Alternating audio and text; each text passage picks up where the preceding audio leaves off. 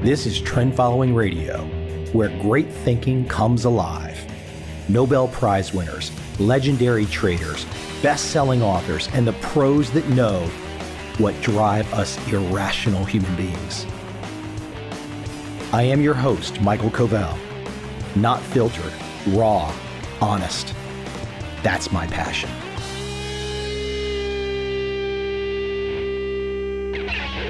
An associate of mine, she connected me the other day with a press person, a media person. I've not yet contacted with this media person except to say, I don't really think I can help you. Maybe they will come back and still want me to give a comment, but I don't really know what I can say. This press person reached out and wanted my view about CTA trading, Commodity Trading Advisor, the acronym, the government term. It doesn't mean a damn thing. But anyways, a lot of people use this term. The vast majority of CTAs over the decades have been trend following traders. But I imagine some percentage these days, and I know it's some percentage is trading or are trading non-trend following methods. I don't know what the exact percentages are. I'm guessing trend following is 75%. Maybe I'm wrong. I really don't care. I don't care about these terms. I don't care about these acronyms. It's just not my interest. But it was interesting to watch this reporter reaching out because the reporter knew that I know something about trend following. I can offer some view there. But wanted my view about the distribution or the mix of trend following CTAs versus non-trend following CTAs and what the non-trend following CTAs are doing. It sounds perfectly reasonable if one has been indoctrinated into Wall Street bullshit. It sounds completely normal, completely, hey, this is a legitimate question. It's not a legitimate question, and let me tell you why. First off, I don't care, again, as I've said already in the first few minutes, the term CTA doesn't mean anything. It's a government term. What we're really concerned with is strategy. Trend following is a strategy. I don't care whether or not you call trend followers a CTA or not. That's irrelevant. That's pointless. But trend following is a strategy. It's a known quantity. We can look back at the numbers going back who knows how long. A long time, decades. But if you ask for my comment about non-trend following CTAs, that can mean anything. Anything in the world. It could be one guy with one bullshit lucky strategy. It could be three guys doing something with one market and they last a year or two. Who knows? But there is no grounding. There is no foundation. In this, quote, CTA world, once you go outside of trend following and perhaps some very time-tested strategies employed by the likes of a Toby Crable, who's been at this game for decades. Toby's been on this podcast. He goes very short-term. Not many people can compete with him. So there's not many Toby Crables. There's not many Jim Simons. They don't exist. Those guys are just special. They've been doing it for a long time. They've got their thing. But for the rest of them, again, I don't even know what it means. And my larger point here is just jargon. We've got so much jargon. How do people even know what's going on? Here's another great example. Tick by tick trading, minute by minute trading. How? How are you going to do that sitting at your house? Trading a 5-minute bar or a 60-minute bar. Come on. And shouldn't the first question be, if you're going to go down that strategic path, who are the people that have come before you? And where is the evidence? At least with trend following, you've got some evidence. You can see what's happened in the past. So look, this is just kind of an opening salvo for what I wanted to say today. Just a quick reminder, cut through the bullshit, get to the strategy, knock off the nonsense, don't use jargon. That doesn't help anybody. None of us know what's going on when that happens. And to pull myself out of an opening rant, I would like to go to something a touch more philosophical for the rest of this piece. I'm holding in my hands The Art of Creative Thinking by Rod Judkins. I don't know Rod, but I tend to think I should have him on this podcast. I might have to reach out and see if I can get him on. I'm guessing he has sold a lot of these books that I'm holding in my hand, but I happened to randomly open to a page in this book. I bought this at a little bookshop, actually not a little bookshop, a great bookshop at the Takashimaya department store in Singapore. But on page 96, chapter heading, Aspire to Have No Goals. Aspire to have no goals. Let me read this. It's kind of brief, but I think it's great. I think it will put us all in the right headspace as we come into 2019. Cut up this page with a pair of scissors. Slice up some words and sentences. Shuffle them, and then rearrange them in a way that completely changes the original meaning. You will find that extraordinary things happen. Unpredictable and unusual phrases will fall into place. You are freed from the usual structures and purposes of writing and are led in all sorts of mind-expanding directions. A goal defines the outcome. When you have a goal, the route to it becomes a labor. The imagination becomes closed to other possibilities. If the process is interesting, the result will be interesting. The creative explore in a truly open and experimental way. They don't start with a destination in mind because a target would trap them on a predetermined path. The search for an objective becomes a barrier to real creativity and exploration. Go out looking for one thing, and that's all you'll ever find. A moth has a goal, the flame, but it is burned up by it. Now, is that not a fantastic paragraph?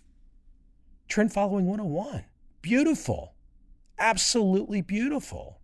Let me continue.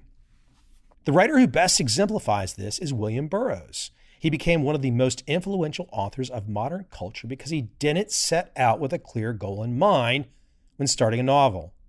He used a cut-up technique to create an alternative to traditional linear narratives.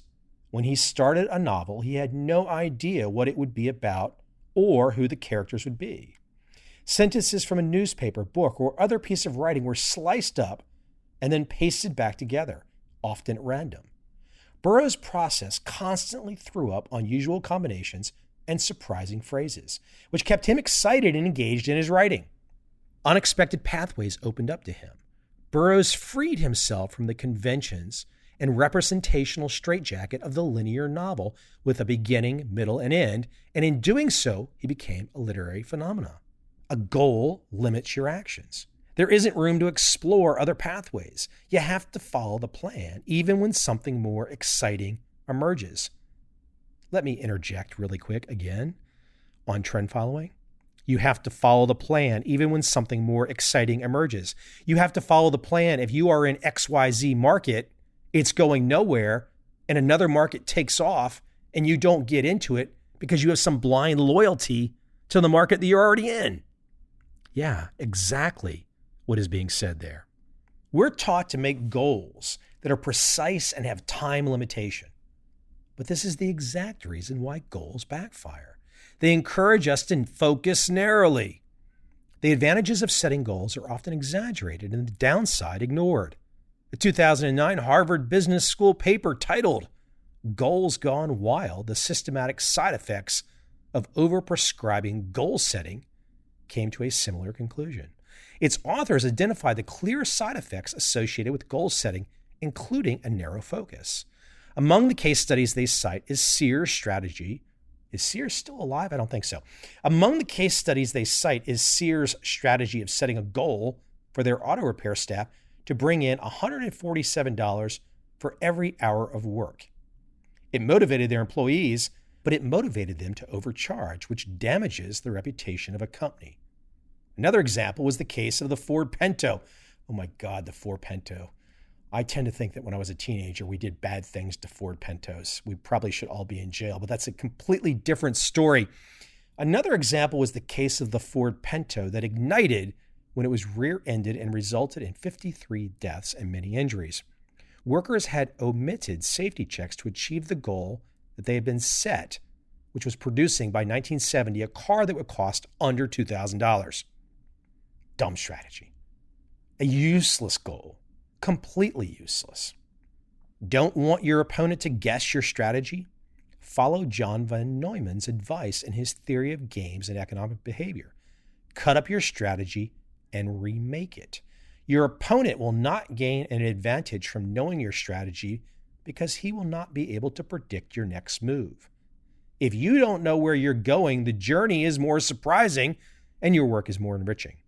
The highest purpose is to have no purpose at all. That's just a touch Zen right there, huh?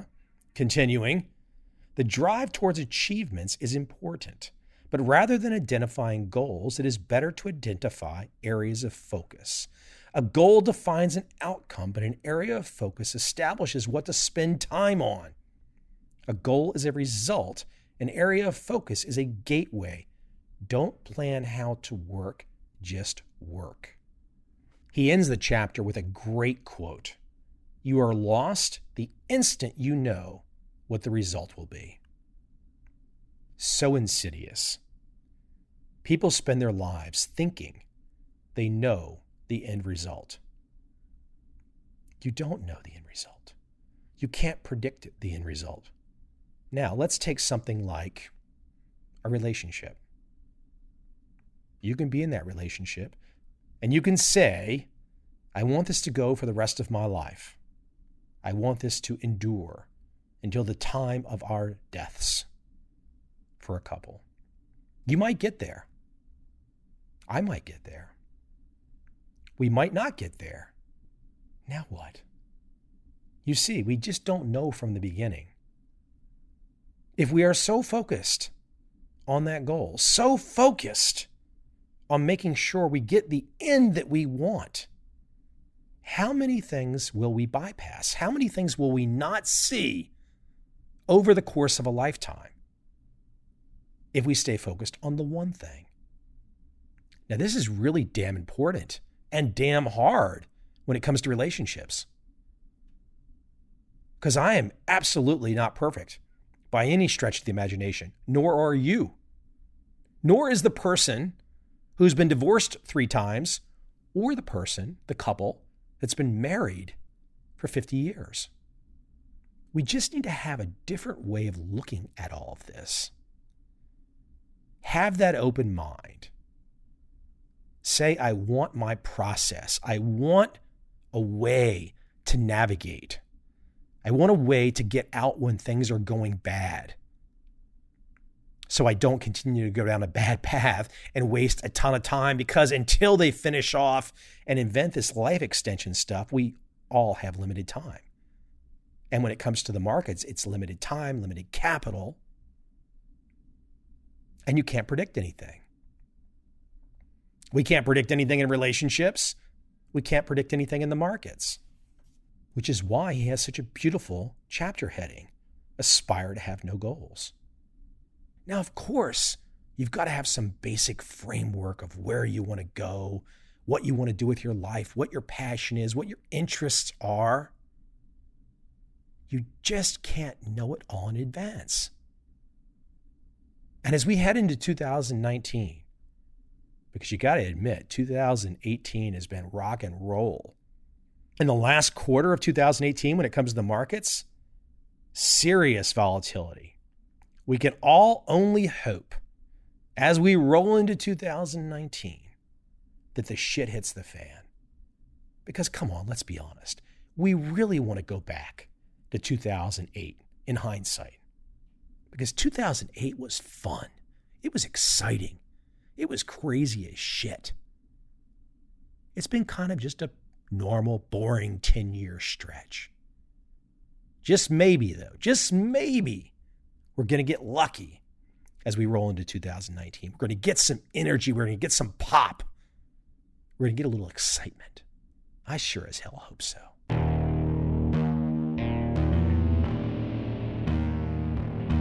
I see a time when those awake will understand how to make money in up down, and surprise markets. Whether new trader or experienced, college student or financial advisor, protecting against a crash or just trying to make a lot of money, trend following offers everyone an answer in uncertain times. To get started immediately, send me an email, michael@covel.com. I will send you the right trend following steps to take along with my free video. But if you want to buy and hold, trust the government and trust Wall Street, this is absolutely not for you.